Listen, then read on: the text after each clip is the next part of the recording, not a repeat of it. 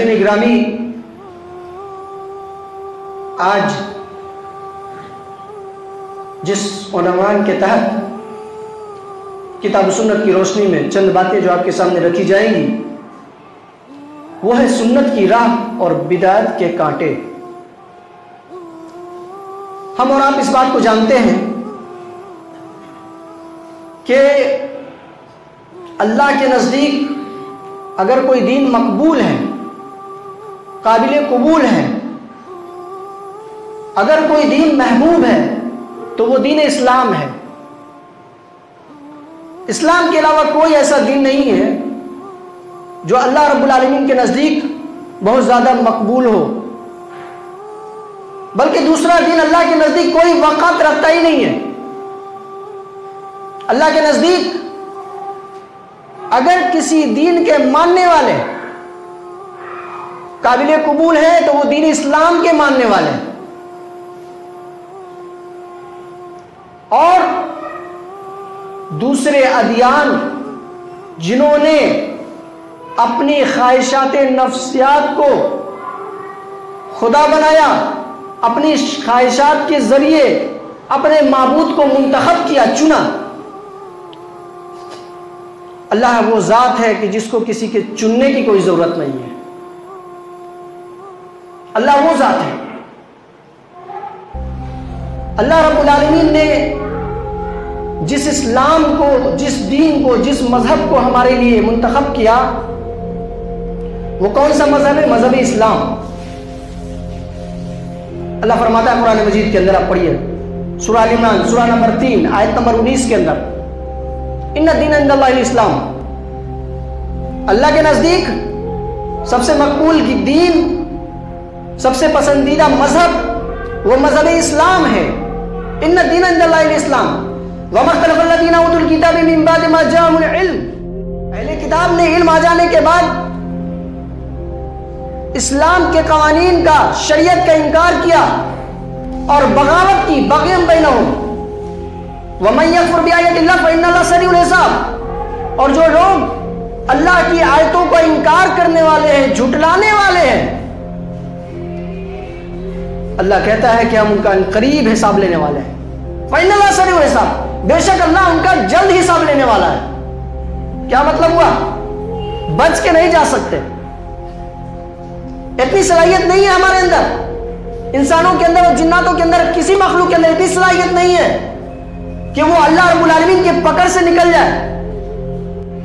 آج ہم اور آپ کسی سے ناراض ہوتے کیا کہتے ہیں؟ آنا اس راستے میں، بتاتے ہیں اس راستے میں تم نظر آ جاؤ، ہم بتاتے ہیں، زیادہ کچھ نہیں بولتے، صرف اتنا بولتے تم اس راستے میں آ جاؤ، تو پھر ہم دکھاتے تم کو اپنا۔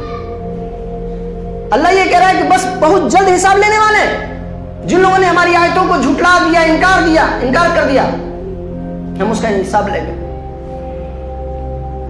اگر آپ صحیح راہ کی تلاش میں نکلے ہیں، اگر آپ جنت کی راہ تلاش کرنا چاہتے ہیں، جنت کے منزل کی طرف بڑھنا چاہتے ہیں، اس پگڈنڈی کو اختیار کرنا چاہتے ہیں، اس طریق اور اس سبیل کو اختیار کرنا چاہتے ہیں کہ جس پر چل کر جنت نصیب ہو سکتی ہے، یا وہ راستہ جو صحابہ کا راستہ تھا، جو سلف صالحین کا راستہ تھا، جو ائمہ سلف کا راستہ تھا،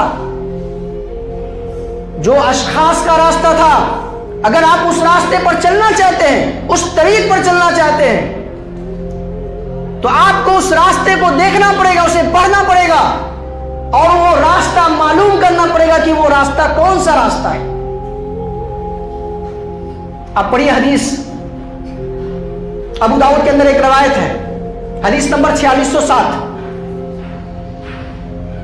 راوی حدیث حضرت ارباز بن ساریہ رضی اللہ عنہ، وعن ارباز بن ساریہ رضی اللہ عنہ قال قال رسول اللہ صلی اللہ علیہ وسلم قال صلی بنا رسول اللہ صلی اللہ علیہ وسلم ذات یوم، حضرت ارباز بن ساریہ رضی اللہ عنہ کہتے ہیں کہ اللہ کے رسول نے ہمیں ایک روز نماز پڑھائی، صلی بنا رسول اللہ صلی اللہ علیہ وسلم ذات یوم ثم اقبل علینا، پھر وہ ہماری طرف متوجہ ہوئے، فوعظنا مواعظۃ بلیغہ، پھر آپ نے بڑا ہی بلیغ خطبہ دیا، ذرفت من العیون، ہماری آنکھیں بہنے لگی، ووجلت من القلوب، ہمارے دل دہلنے لگے، فقال قائل، کہنے والوں نے کہا یا رسول اللہ ہذل مواعظۃ مودہ، یہ ایسی نصیحت ہے، یہ ایسی وصیت ہے کہ ہمیں معلوم ہو رہا ہے کہ آپ کی زندگی کا یہ آخری خطبہ ہے۔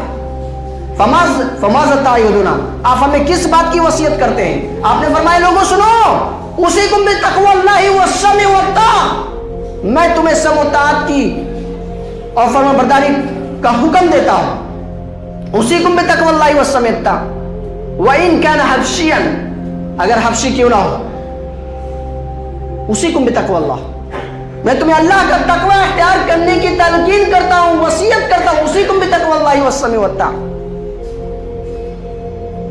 فَإِنَّهُ مَن يَعِشَ مِنكُم مِّن بَعْدِي، اور سنو تم میں سے جو کوئی زندہ رہے گا میرے بعد زندہ رہے گا، فَإِنَّهُ مَن يَعِشَ مِنكُم بَعْدِي فَسَيَرَىٰ اخْتِلَافًا كَثِيرًا، وہ بہت زیادہ اختلاف دیکھے گا۔ فَسَيَرَىٰ اخْتِلَافًا كَثِيرًا، ایسے وقت میں تمہیں کیا کرنا ہے؟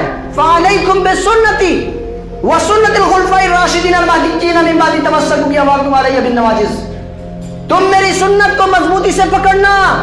فَعَلَيْكُمْ بِالسُنَّةِ وَسُنَّتِ الْخُلَفَاءِ الرَّاشِدِينَ، میرے ہدایت یافتہ خلفائے راشدین کی سنت، ان کے طریقے پر عمل کرنا۔ وَسُنَّتِ الْخُلَفَاءِ الرَّاشِدِينَ الْمَهْدِيِّينَ مِن بَعْدِي تَمَسَّكُوا بِهَا وَعَضُّوا عَلَيْهَا بِالنَّوَاجِذِ، اسے اپنے دانتوں سے، نواجز مضبوط دانت کو کہتے ہیں، جو سب سے مضبوط دانت منہ کے اندر ہوتی ہے اسے نواجز کہتے ہیں۔ تم اسے مضبوطی سے پکڑنا، جو تمہیں علماء بتائیں، جو تمہیں ائمہ بتائیں، جو راستہ تمہیں دکھائیں، ہدایت کی روشنی تمہیں دکھائیں، تم اسے چھوڑنا نہیں۔ وَإِيَّاكُمْ بِالْمُحْدَثَاتِ الْأُمُورِ، اور یاد رکھنا دین کے اندر نئی نئی باتوں کو پیدا کرنے سے بچنا۔ وَإِيَّاكُمْ بِالْمُحْدَثَاتِ الْأُمُورِ فَإِنَّ كُلَّ مُحْدَثَةٍ بِدْعَةٍ، اس لیے کہ ہر بدعت گمراہی ہے۔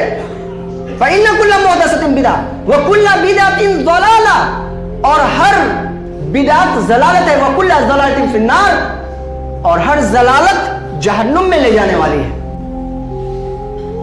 آج ہمارے معاشرے کے اندر بدعت و خرافات کا بازار گرم ہے، بدعت و شہوات کے پیچھے ہم مبتلا ہیں، شریعت سے لا علمی ہے، شریعت سے دوری ہے، کتاب و سنت سے دوری ہے۔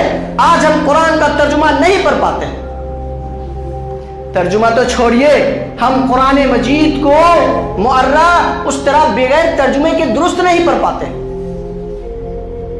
بڑے حیرت کا مقام ہے، یہ امت صراط مستقیم کو ڈھونڈنے کے لیے نکلی ہوئی ہے، راہ ہدایت کے اوپر گامزن ہے، جنت کے راہ کو تلاشنے کے لیے نکلی ہوئی ہے، اور اسے یہ پتہ نہیں کہ قرآن میں رب کیا فرماتا۔